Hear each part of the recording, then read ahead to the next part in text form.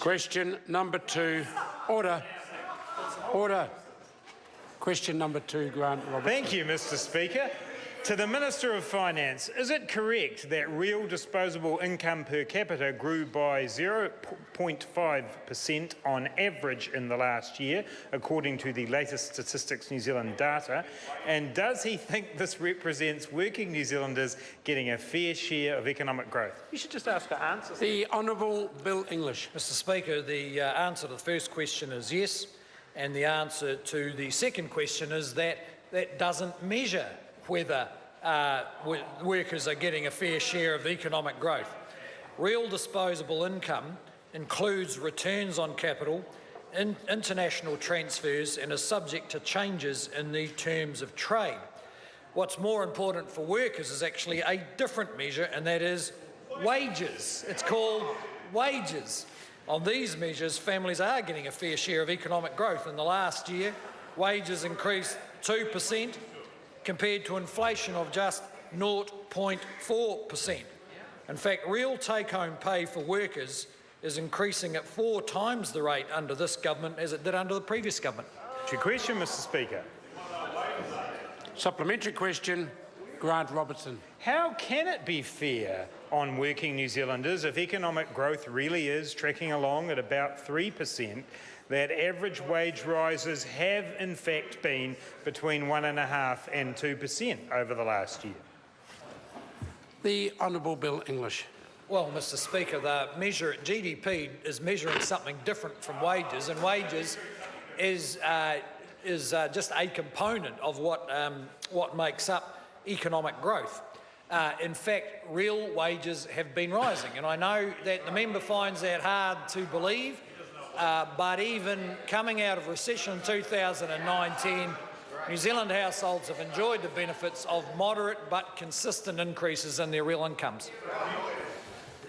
Supplementary question, Grant Robertson. In light of that answer, can he confirm that low wage rises are in fact a trend, with average wage rises in New Zealand below 2% for the last 4 years? The Honourable Bill English. Well, Mr. Speaker, low, of course the question is low relative to what? In fact, relative to inflation, wage increases now are higher than when inflation was 5% under the previous government. Wages were going up at 5% then, and so was inflation. So in fact, there was 0 real wage increases, and now real wages are going up somewhere between 1% and 2%. Supplementary question, Tim McIndoe. What trends can the Minister report on increasing wages earned by workers, and by how much are wages increasing ahead of inflation? The Honourable Bill English. Mr. Speaker, as I said earlier, wages are a pretty good measure. In fact, they're a better measure of what wages households are getting than per capita real national disposable income. Since the government was elected in 2008, wages have increased 25%. Inflation over that period has been just 12%. Wages are set to continue rising, with Treasury forecasting a further 8% increase over the next 4 years, and the average wage to around $63,000. And an economy that is growing around 2.5% to 3% with relatively low inflation will continue to deliver real wage increases.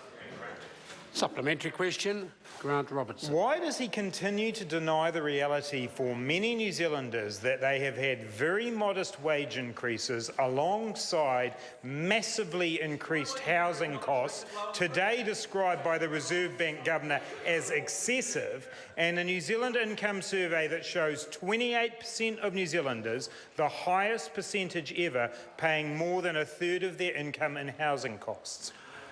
The Honourable Bill English. Well, Mr. Speaker, there is a debate to be had about the proportion of household incomes that are now spent on housing. And it stands to reason that if house prices are going up and some households are borrowing heavily, then the proportion that they spend on housing is rising. Or I might point out 2 things. On average, servicing costs for household debt are pretty similar, if not a bit lower than they were 4 or 5 years ago. And somewhat surprisingly, recent data about rents in Auckland say that rents in Auckland are not rising. Supplementary question. Supplementary question, Tim McIntyre. Thank you, Mr Speaker. How does New Zealand's growth in real disposable income per capita compare to Australia's? The Honourable Bill English.